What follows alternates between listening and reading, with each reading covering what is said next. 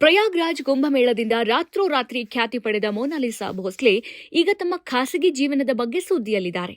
ಎಲ್ಲರ ಇಚ್ಛೆಗೆ ವಿರುದ್ಧವಾಗಿ Mona Lisa police ರಕ್ಷಣೆಯಲ್ಲಿ ತನ್ನ ಮುಸ್ಲಿಂ ಗೆಳೆಯ ಫರ್ಮಾನ್ ಖಾನ್ ಅವರನ್ನ ವಿವಾಹವಾದರು. ಇದರಿಂದಾಗಿ ಮೊನಾಲಿಸಾ ವಿವಾದದ ಸುಳಿಯಲ್ಲಿ ಸಿಲುಕಿದ್ದಾರೆ. ಒಂದೆಡೆ ಮೊನಾಲಿಸಾ ಅವರ ಕುಟುಂಬವು ಮದುವೆಯ ಬಗ್ಗೆ ಹಲವು ಪ್ರಶ್ನೆಗಳನ್ನ ಎತ್ತಿದೆ.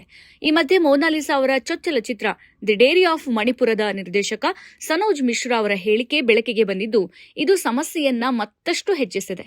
ನಿರ್ದೇಶಕ ಸನೋಜ್ ಮಿಶ್ರಾ ಅವರು ಮೊನಾಲಿಸಾ ಮತ್ತು ಫರ್ಮಾನ್ ಅವರ ವಿವಾಹದ ಬಗ್ಗೆ ಹಲವು ಗಂಭೀರ ಆರೋಪಗಳನ್ನು ಮಾಡಿದ್ದಾರೆ ಮತ್ತು ಮೊನಾಲಿಸಾ ಮತ್ತು ಫರ್ಮಾನ್ ಅವರ ವಿವಾಹವನ್ನು ಲವ್ ಜಿಹಾದ್ ಅಂತ ಹೆಸರಿಸಿದ್ದಾರೆ.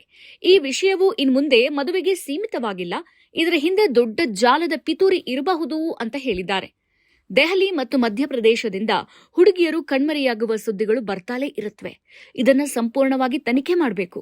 ಸಂಪೂರ್ಣವಾಗಿ ತನಿಖೆ ಮಾಡಿದ್ರೆ ಕೇರಳ ಸರ್ಕಾರ ಇದರಲ್ಲಿ ಪ್ರಮುಖ ಪಾತ್ರ ವಹಿಸಿರಬೇಕು. ಸನಾತನ ಧರ್ಮವನ್ನ ಕೆಣಕುವಲ್ಲಿ ಕೇರಳ ಸರ್ಕಾರ ಯಾವಾಗಲೂ ಮುಂಚೂಣಿಯಲ್ಲಿದೆ. ಸಿಎಎ ವಿರೋಧಿ ಪ್ರತಿಭಟನೆಯ ಸಮಯದಲ್ಲಿ ಫರ್ಮಾನ್ ಖಾನ್ ಶಾರ್ಜಿಲ್ ಇಮಾಮ್ ಅವರೊಂದಿಗೆ ಹಲವು ಬಾರಿ ಕಾಣಿಸಿಕೊಂಡಿದ್ರು ಅಂತ ಹೇಳಿದ್ದಾರೆ ಸನೋಜ್. ಫರ್ಮಾನ್ ಒಬ್ಬ ನಟನಲ್ಲ, ಅವನ ಯಾವುದೇ ಚಿತ್ರಗಳು ಬಿಡುಗಡೆಯಾಗಿಲ್ಲ ಅಂತ ಸನೋಜ್ ಹೇಳಿದ್ದಾರೆ.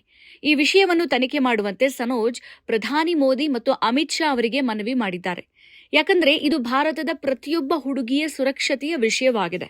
ಪ್ರಸ್ತುತ ಸನೋಜ್ ಮಾಡಿದ ಹೇಳಿಕೆ ಎಲ್ಲೆಡೆ ಚರ್ಚೆಯಾಗ್ತಿದೆ. ಮೊನಾಲಿಸಾ ಮತ್ತು ಫರ್ಮಾನ್ ಅವರ ವಿವಾಹವು ಈಗಾಗಲೇ ಕುಟುಂಬ ಮತ್ತು ಸಮಾಜದಲ್ಲಿ ವಿವಾದದ ವಿಷಯವಾಗಿದೆ. ಭಾರತವು ಈ ಹಿಂದೆಯೂ ಇಂತಹ ವಿಷಯಗಳಲ್ಲಿ ಚರ್ಚೆಯನ್ನು ಹುಟ್ಟಾಕಿದೆ.